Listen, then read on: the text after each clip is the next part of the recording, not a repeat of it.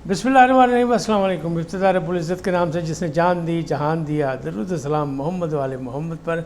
आइए उनके साथ नासिर नकवी हाजिर खिदमत है। नाज़रीन, दिलचस्प खबरें। काजी ने शाह को जवाब दे दिया, मुनीब अख्तर को क्यों निकाला। और इलेक्शन कमीशन फिर पहुंच गया सुप्रीम कोर्ट। मौलाना राजी आइनी तरमीम पेश होंगी। इमरान खान ने सदारती आर्डिनेंस को कर दिया चैलेंज।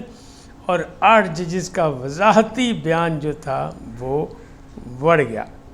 ये तमाम सूरत हाल लेके आपके सामने आया हूँ कि क्योंकि इस्लामाबाद में है हंगामा, हलचल, वाविला, तो इनसे आपको आगाह करना मकसद है। लेकिन पहले आपसे गुजारिश कि आइए इनको सब्सक्राइब करें, लाइक करें, घंटी का बटन दबाना न भूलें और अपनी कीमती राय का इजहार अपनी शख्सियत के मुताबिक करें। जी नाज़रीन, पहली बात, काजी को 4 सफ़ात का ख़त लिखा था मंसूर अली शाह ने, और उन्होंने कहा था कि ये बताया जाए कि मुनीब अख्तर को क्यों निकाला गया। अब मुनीब अख्तर को क्यों निकाला गया, उन्होंने नंबर 1 कहा कि एक तो मैं जवाब दे नहीं हूँ किसी का, कि मैं किसी को जवाब दूँ कि मैंने क्या किया क्या नहीं किया, मेरे अपने इख्तियारात हैं।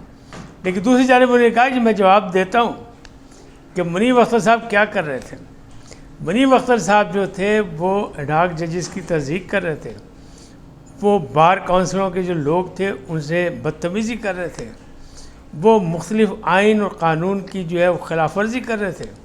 वो जो प्रोसीजर कमेटी थी, प्रैक्टिस एंड प्रोसीजर कमेटी, उसमें तो बैठना चाहते थे कुछ वजूहात की बिना पर, लेकिन जो नज़रसानी के केस थे जिनको आइन और क़ानून कहता है कि 14 दिन के अंदर सुना जाए, तो कहते भाई मैं देगा छुट्टी दे, मैं नहीं सुन सकता, ये छुट्टियों के बाद करेंगे।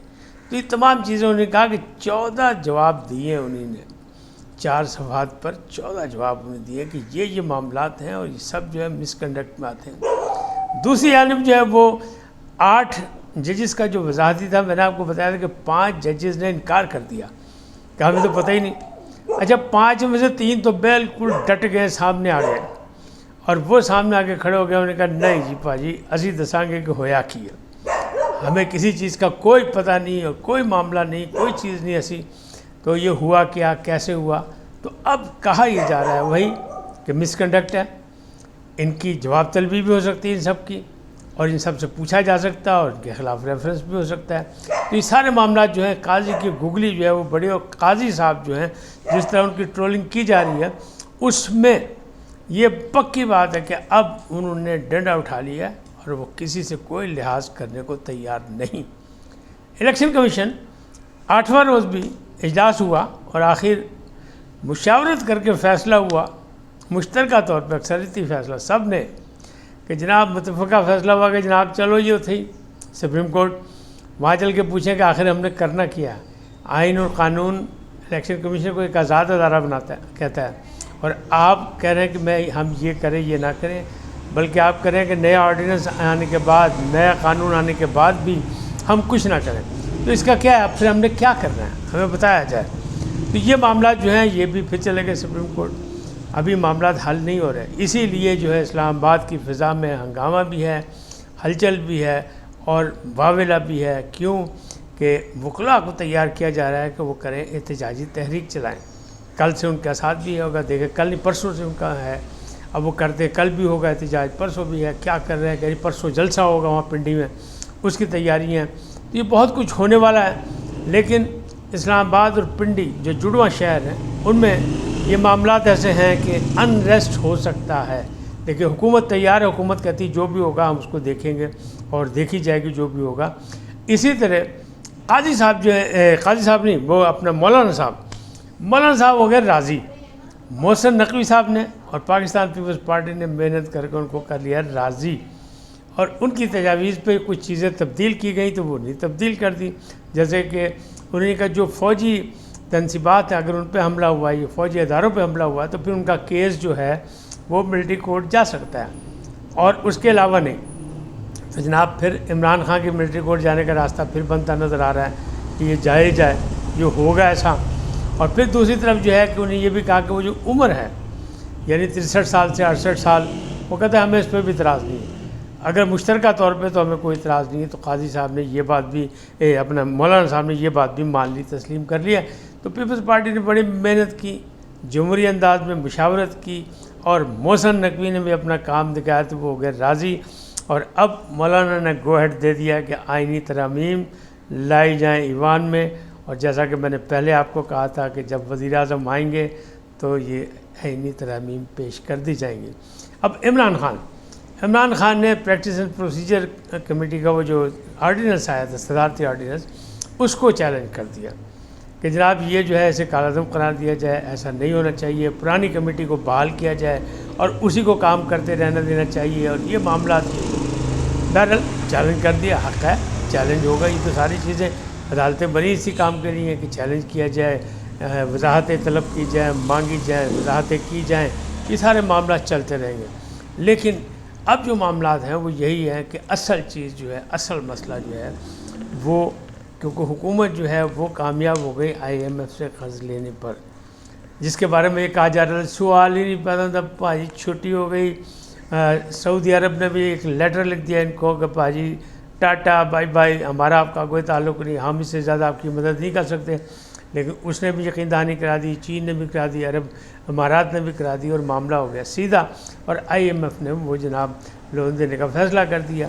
اب بہت چیزوں پہ فرق پڑے گا، اسٹاک ایکسچینج پہ تو فرق فوراً پڑ جاتا ہے، لیکن باقی چیزوں پہ بھی فرق پڑے گا، اور مہنگائی میں کمی بھی آئے گی، کوشش کی جائے گی۔ ٹھیک ہے یہ وزن پڑے گا عوام پہ ہی، لیکن کیسے پڑے گا، وہ قسطوں میں پڑے گا، اس کے لیے حکمت عملی کیا ہے، سخت فیصلے مزید ہوں گے، وہ سخت فیصلے جو حکومت کرے گی وہ کس پہ جائیں گے، وہ بھی عوام کی طرف ہی جائیں گے۔